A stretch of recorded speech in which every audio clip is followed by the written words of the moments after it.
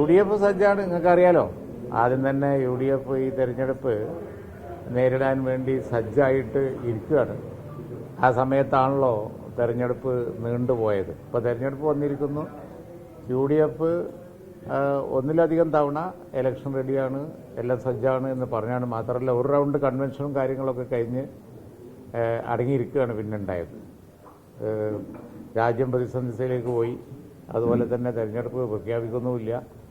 അപ്പം പിന്നെ മിണ്ടാണ്ടിരുന്നു എന്നേ ഉള്ളൂ. ഞങ്ങളൊരു റൗണ്ട് കൺവെൻഷൻ പോലും കഴിഞ്ഞില്ലേ, പത്രക്കാർക്കൊക്കെ അറിയാവുന്നതാണല്ലോ.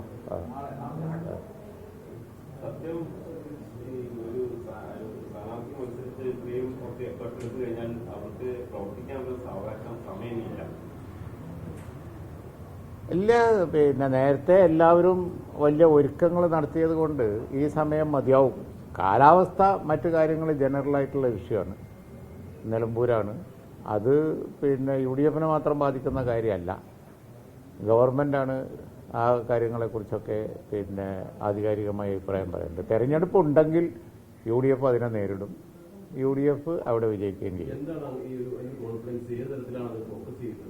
സർക്കാർ വിരുദ്ധ വികാരമാണോ അല്ലെങ്കിൽ വികസനമാണോ? ഇപ്പോൾ വന്യമൃഗശല്യം, കടുവയൊക്കെ കഴിയുന്നത്, അത്തരം വിഷയങ്ങളൊക്കെ എല്ലാം കൊണ്ടും UDF അനുകൂലമായ രാഷ്ട്രീയ സ്ഥിതിയാണ് ഇപ്പോൾ സംസ്ഥാനത്ത് ഉള്ളത്.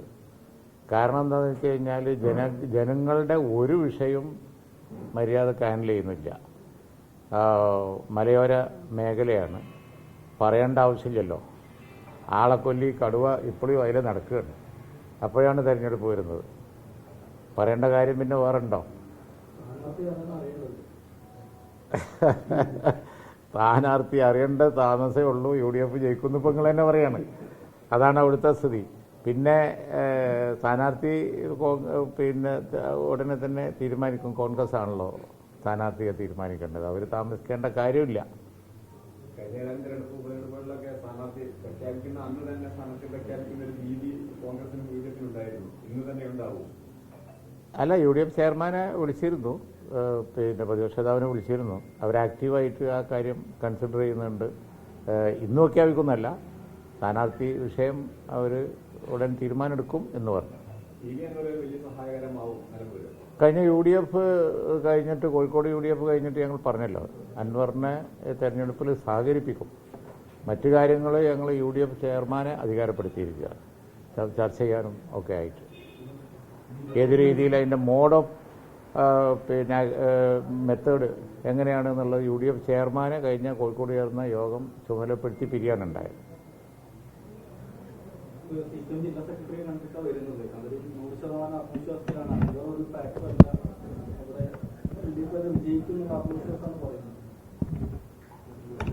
പറയുന്നത് പിന്നെ അവരങ്ങനെയല്ലേ പറയുള്ളൂ. കാരണം ആത്മവിശ്വാസം ഇല്ലാതെ ആരെങ്കിലും ഒരു വാറിലേക്ക് പോവോ?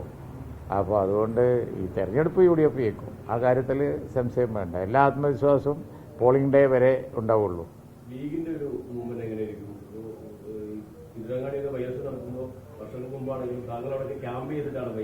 മുൻപന്തിയിലുണ്ടാവും. പിന്നെ എന്തൊക്കെയാണ് വേണ്ടത് എന്നുള്ളത് പാർട്ടി ആലോചിക്കും. തങ്ങൾ നാളെ ഹജ്ജിന് പോവുകയാണ്.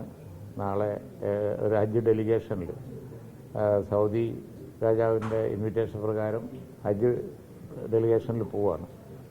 അതിന് മുമ്പ് പാർട്ടി ഇത് സംബന്ധിച്ചുള്ള ചെറിയ ആലോചന നടത്തും. തെരഞ്ഞെടുപ്പ് വർക്ക് എങ്ങനെ വേണമെന്നുള്ളേ ആലോചിക്കാനുള്ളൂ.